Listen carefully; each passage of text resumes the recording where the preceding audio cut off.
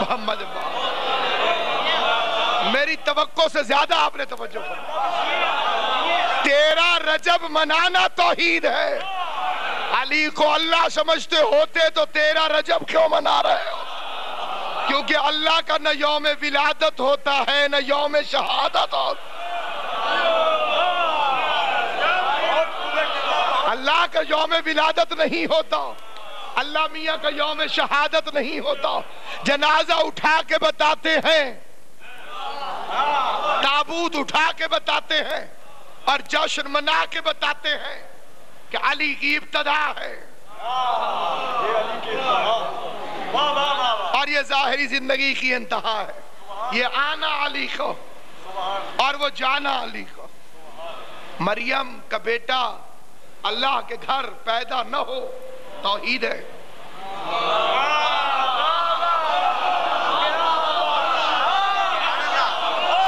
نہایت چنیدہ مجمع میرے سامنے تشریف فرما.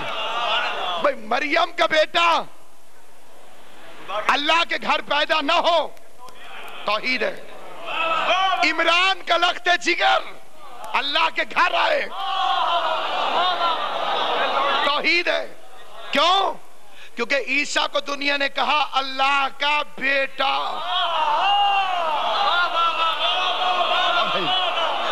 اب اگر خدا کے گھر آ جائے تو سب کہیں گے جس کا بیٹا تھا اسی کے گھر آیا. جس کا بیٹا تھا اسی کے گھر آیا ہے. اور علی کو کہا خدا کا فاطمہ بنت اسد آ جاؤ, تاکہ رہتی دنیا کہتی رہے علی اللہ کے گھر پیدا ہوا. یہ فکرہ بتا دے گا علی اور ہے اللہ. یہی فکرہ بتا, خالی یہی فکرہ بتا دے گا, خالی یہی فکرہ بتا دے گا علی اور ہے اللہ اور ہے. لیکن اس اور کا مطلب کچھ اور نہ سمجھ لینا. یہ اور بھی وہی اور نہیں ہے جو اور لوگ سمجھتے ہیں. علی فرماتے ہیں کہ اگر وہ نہ ہوتا تو میرا وجود نہ ہوتا, اور اگر میں نہ ہوتا تو اس کا ظہور نہ ہوتا.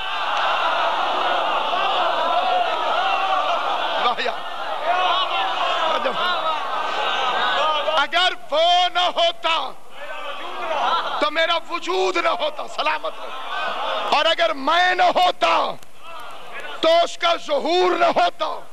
وہ باطن ہے میں ظاہر ہوں.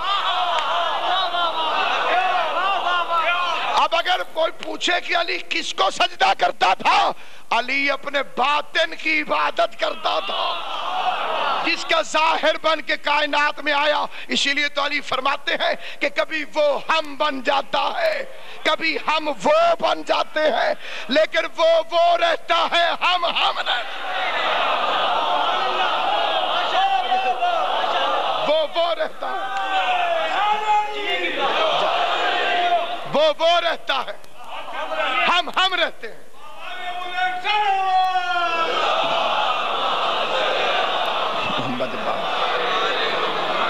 اس لیے سامعین گرامی قدر, کائنات آدم و عالم میں اس سے بڑا کوئی محافظ توحید نہیں. حضور کے بعد مدینے میں ایک شخص آ گیا, دہریہ, اللہ کو نہ ماننے والا, اور اس نے منبر رسول پر بیٹھے ہوئے شخص کے سامنے مجمع عام میں سوال رکھ دیا. پہلا سوال, آپ کا قرآن پر ایمان ہے؟ انہوں نے ساتھ والے وزیر سے مشورہ کیا.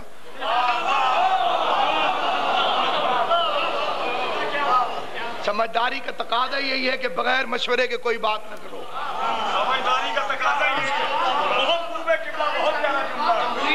انہوں نے کہا کہہ دے ہاں کا ایمان ہے.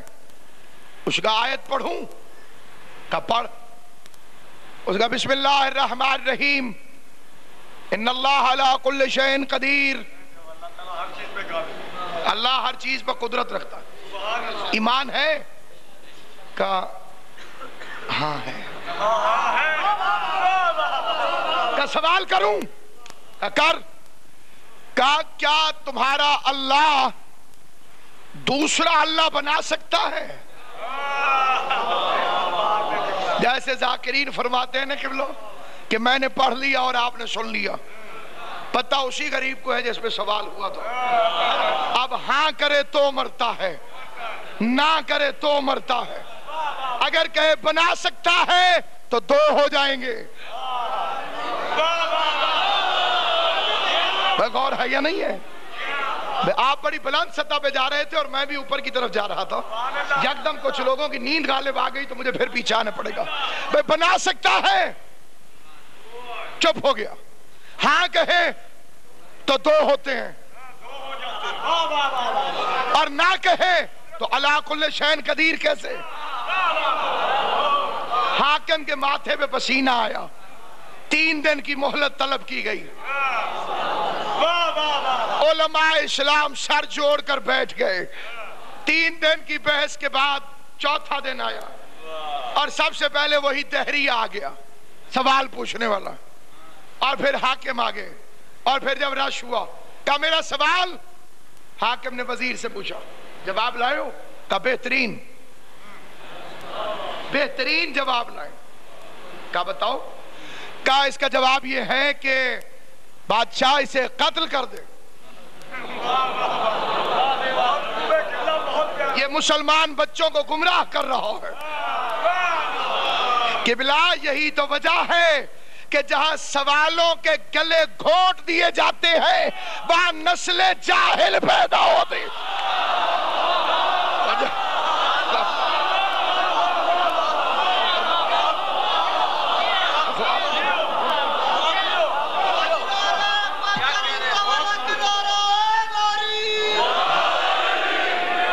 جہاں سوالوں کے گلے گھونٹے جائیں گے وہاں نسلیں جاہل پیدا ہوں گی۔ اسی لیے تو پیدا ہوتے ہی بچے میں اللہ نے یہ صفت رکھی، جستجو۔ دنیا میں آیا اور حق مانگنے کے لیے رونے لگا، حق مانگنے کے لیے رونے لگا۔ یہ معصوم کا احتجاج ہے، معصوم کا احتجاج۔ خدا آپ کے نواسے کو صحت عطا فرمائے۔ یہ معصوم کا احتجاج ہے۔ دنیا میں آیا، بھوک لگی، مطالبہ کرنا چاہتا ہے تو فطرت اسلام پر آیا، تو فطرت اسلام کا مہذب ترین احتجاج ہے رونا۔ اسی لیے جو مہذب نہیں ہے وہ رونے کو بدعت سمجھتے ہیں۔ جہاں تہذیب نہیں پہنچی ہے وہاں آنسو کا شعور نہیں پہنچا، وہاں آنسوؤں کا شعور پہنچا نہیں ہے۔ جانور میں اور انسان میں کیا فرق ہے؟ تو علماء نے مل کر، علماء زمانہ نے، خالی اسلام نہیں، انہوں نے مل کر فیصلہ کیا کہ جانور میں اور انسان میں کیا فرق ہے۔ کہ مجموعہ خواہشات کو جانور کہتے ہیں، جہاں خواہش ہی خواہش ہو۔ کیسے پوری ہو رہی ہے خواہش؟ اس پر توجہ نہ ہو۔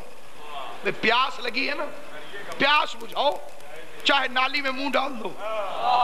اب جانور یہ تھوڑی پتہ کرے گا یہ پانی نجس ہے کہ پاک ہے۔ تو جہاں طہارت کا خیال نہ ہو وہ جانور ہوتا ہے۔